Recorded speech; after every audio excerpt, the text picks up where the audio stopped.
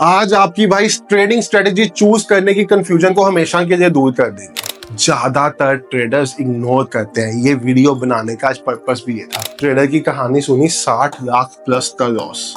Scammer की गलती नहीं है, आप बार बार स्कैम होते हो, आपकी गलती है। इतना मुश्किल है ट्रेडिंग में पैसा। Trading is the most simplest thing to do.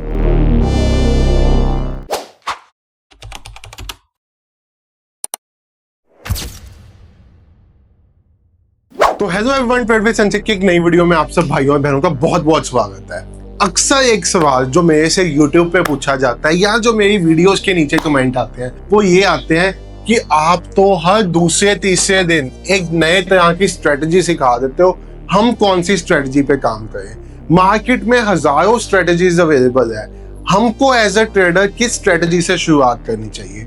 तो भाई आज की वीडियो में ना इस क्वेश्चन के रिलेटेड आपके सभी डाउट्स को क्लियर कर दूंगा और आपको 5 स्टेप्स में अपने खुद के लिए एक स्ट्रेटजी चूज करने का तरीका बताऊंगा। बट उससे पहले हम वीडियो स्टार्ट करें, थोड़ा सा आपको अपने बारे में बता दूं। मेरा नाम है संचित, चैनल का नेम है ट्रेड विद संचित। हम इस चैनल पे बहुत सारा ट्रेडिंग के रिलेटेड एजुकेशनल कंटेंट डालते रहते हैं। तो अगर आप नए हो तो 1 मिनट लगा के चैनल सब्सक्राइब, बेल आइकॉन दबा दीजिए ताकि नई वीडियोस की नोटिफिकेशन मिल जाए और वीडियो को लाइक करना, शेयर करना भूलना मत। चलिए भाई स्टार्ट करते हैं हमारे टॉपिक से कि 2025 में ट्रेडिंग स्टार्ट कर रहे हो या ट्रेडिंग में सक्सेसफुल नहीं हो पा रहे, अपने लिए एक ट्रेडिंग स्ट्रेटजी चूज करना चाहते हो, तो आपके पास क्या क्राइटेरियाज होने चाहिए। देखो भाई, सबसे पहले जब भी आप अपने लिए ट्रेडिंग स्ट्रेटजी चूज करने निकलते हो ना, तो आपको एक चीज ये पता होनी चाहिए कि ट्रेडिंग कितनी तरह की होती है। एक तो होती है स्कैल्पिंग। स्कैल्पिंग यानी कि आपने ट्रेड में एंटर किया, बड़ी क्वांटिटी से छोटा सा प्रॉफिट, छोटे से पॉइंट्स बुक किए, आप एग्जिट हो गए, इसको कहते हैं स्कैल्पिंग। नया ट्रेडर हमेशा समझता है कि उस स्कैल्पिंग से शुरुआत करेगा, बट भाई हमेशा हाथ स्कैल्पिंग में ही जलता है नए ट्रेडर का। फिर होता है इंट्राडे ट्रेडिंग। इंट्राडे ट्रेडिंग मतलब कि आपने एक दिन में कोई ट्रेड लिया, उसको आप सेम डे में स्क्वेयर ऑफ कर हो। जैसे इंडियन मार्केट पे मैंने 9:30 बजे कोई ट्रेड दिया तो उसको मैं 3:30 से पहले अगर स्क्वेयर ऑफ करके जाता हूँ तो that is known as intraday trading. फिर होता है स्विंग ट्रेडिंग। जब मैं अपनी ट्रेड को एक दिन से ज्यादा होल्ड करता हूँ फॉर फ्यू डेज या फ्यू वीक्स, तो उसको स्विंग ट्रेडिंग कहते हैं। Then comes positional trading. जब आप अपने किसी स्टॉक को, अपनी किसी ट्रेड को फॉर मंथ्स होल्ड करते हो तो पोजिशनल ट्रेडिंग के अंडर आती है। ये 4 चीजें आपको पता होनी चाहिए, उसके बाद ही आप स्टार्ट कर सकते हो। अब स्टार्ट करते हैं ये सब कंसेप्ट समझने से कि आप कैसे अपने लिए एक स्ट्रेटजी डिसाइड करोगे।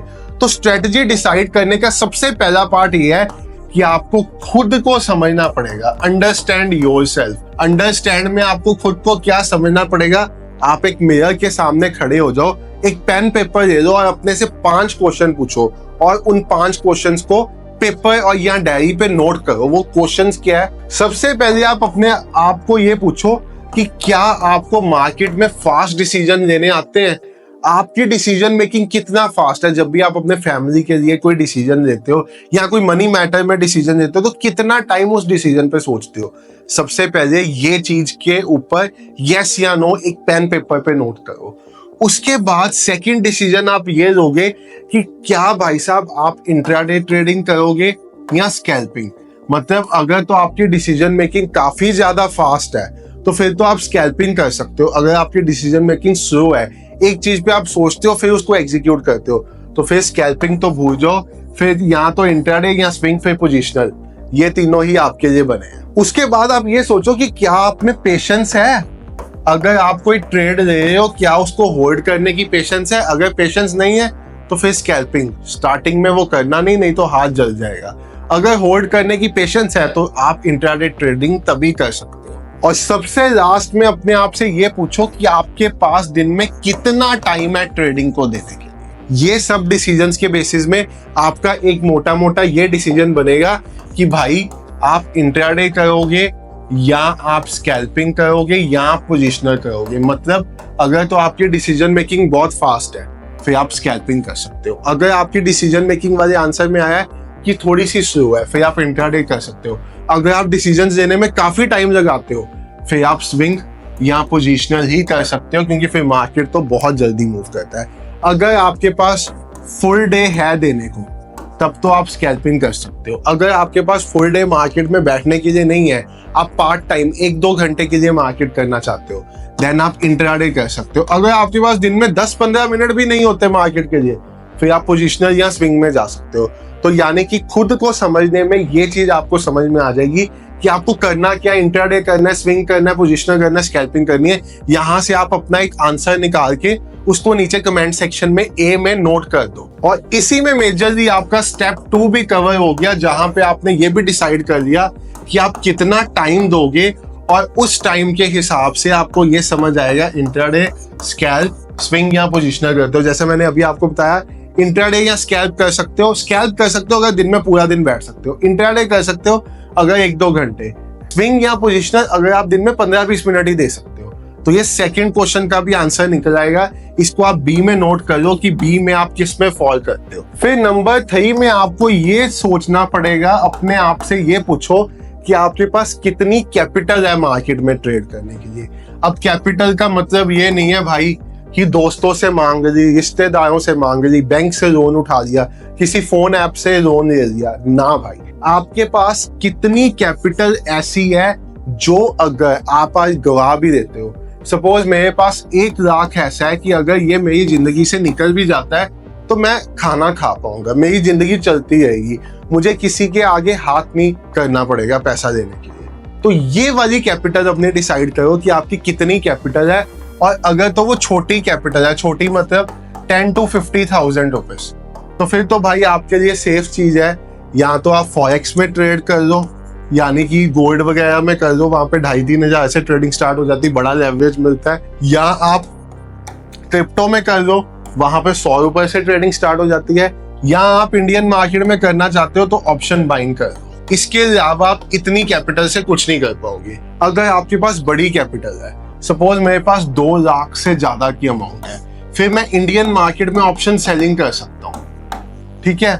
या फिर 2 लाख है तो मैं 20,000 से फॉरेक्स शुरू कर सकता हूँ, 20 से क्रिप्टो, और इंडियन मार्केट में 50,000 डाल के तीनों चीजें साइमल्टेनियसली भी कर सकता हूँ। सुबह इंडियन मार्केट की, उसके बाद अगर फुल टाइम में दे सकता हूँ तभी, फिर मैंने उसके बाद कर लिया अपना क्रिप्टो, फिर फॉरेक्स कर लिया। मतलब आप मिलजुला के कर सकते हो। अगर आपके पास हाई कैपिटल है, मतलब you have 5 lakh plus, then you should go for option selling with adjustment, मतलब हेजिंग वाली, जहां पे स्ट्रेडर स्ट्रेंगर हेजिंग वाली होती है। 5 लाख से ऊपर की कैपिटल, क्योंकि जैसे जैसे आपकी कैपिटल बड़ी बनती जाएगी ना, आपका ध्यान ज्यादा प्रॉफिट कमाने की तरफ नहीं जाएगा डेली, आपका जाएगा ये कैपिटल कैसे सिक्योर्ड रहे और इस कैपिटल पे 1-2% दिन का कैसे निकल के आए। तो भाई फिर आप जाओगे इसकी तरफ। तो यानी कि अब स्टेप 3 में आपका ये डिसाइड हो चुका होना चाहिए कि आपके पास कैपिटल कितनी है और आप उस कैपिटल से करने क्या वाले हो। उसके बाद आता है स्टेप 4। स्टेप 4 क्या आता है,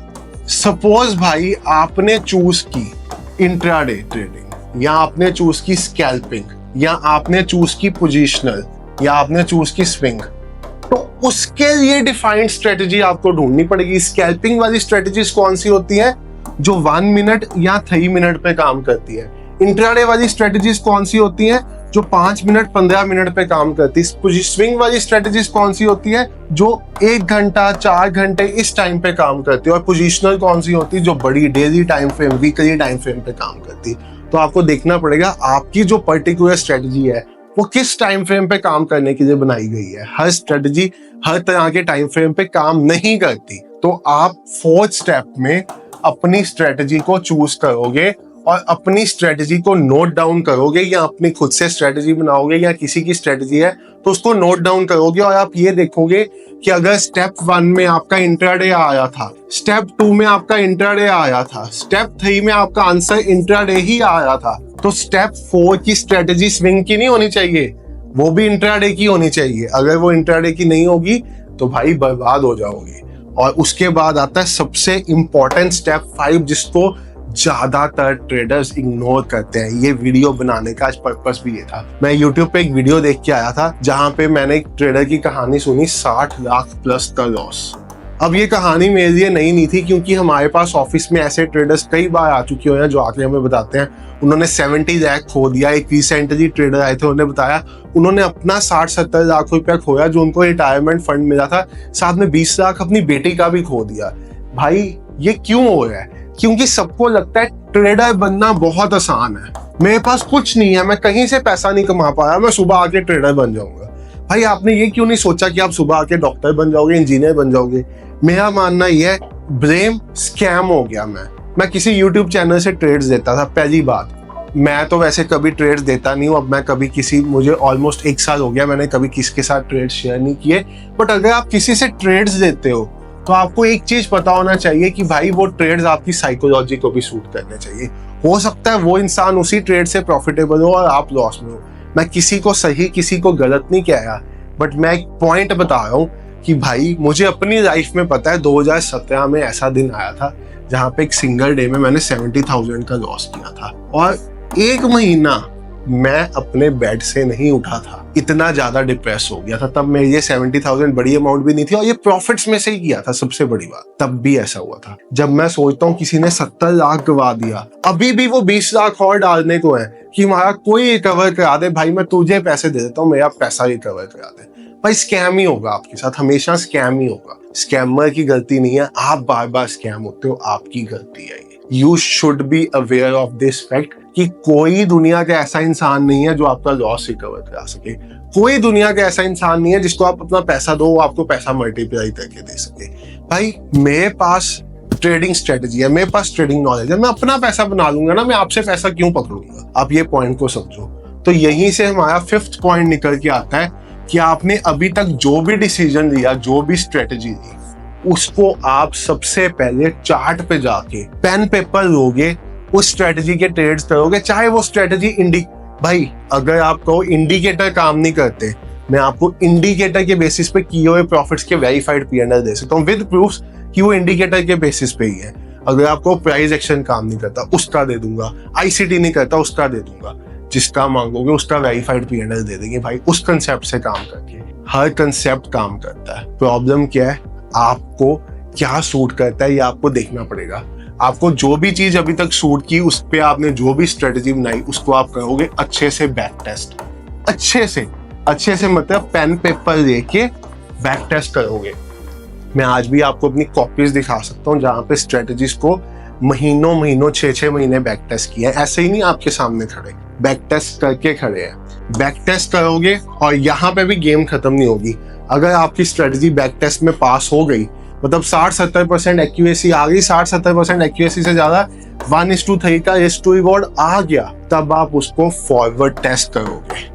फॉरवर्ड टेस्ट यानी कि मैं एक डेमो अकाउंट लूंगा या मैं अपनी कैपिटल का 10% अमाउंट अपने डीमैट में डालूंगा और उस पैसे से उस स्ट्रेटेजी को 30 डेज ट्रेड करूंगा और चेक करूंगा क्या मैं प्रॉफिटेबल हूं या नहीं। जब ये कर लूंगा फिर मैं पैसा लगाऊंगा और फिर बनेगा पैसा। अब बहुत से लोगों को ये वीडियो देख के लग रहा होगा क्या इतनी सब चीजें करनी पड़ेंगी, इतना मुश्किल है ट्रेडिंग में पैसा। Trading is the most simplest thing to do but only for a certain number of person. हर किसी के लिए ये आसान नहीं होती और उनके लिए जिनके लिए ये आसान बन चुकी हुई है उन्होंने अपने 10-10 साल दिए हैं तभी बन चुकी हुई है। आपको लगता है कि आप 10 महीने क्या 10 मिनट भी नहीं दोगे और ट्रेडिंग में पैसा बनाने लग पड़ोगे, बिल्कुल गलत है। आप इसको सट्टा बना रहे हो, आप ट्रेडिंग नहीं कर रहे। और अगर आप ऐसा कर रहे हो तो आप अपने साथ साथ हम ट्रेडर्स का भी भविष्य खराब कर रहे हो, क्योंकि भाई आपके कारण, आपके बढ़ते हुए केसेस के कारण, आपके लॉसेस को देखने के कारण जो जेन्युइन ट्रेडर्स हैं वो भी अफेक्ट हो रहे हैं इस टाइम। उनके लिए भी रूल्स एंड रेगुलेशन बदले जा रहे हैं, उनको भी बहुत परेशान किया जा रहा है। तो you should find a strategy for you, back test, forward test, सब चीजें करो। इंडिकेटर, SMC, प्राइस एक्शन सब काम करते हैं। रिस्क टू रिवॉर्ड सबका बाप है। ये हो गया तो आगे का काम है, ये नहीं हुआ तो कुछ पैसा नहीं बना के देगा। होप आपको ये सारी चीजें समझ में आई। मैंने ये वीडियो इसीलिए संडे को प्लान की थी ताकि मैं आपको समझाना चाहता था, प्लस आज वो वीडियो मैंने देखी जिसके बाद मुझे लगा कि मुझे ये टॉपिक पे बात उठानी चाहिए। Thank you so much for watching the video. Bye everyone, take care, have a great day, good night.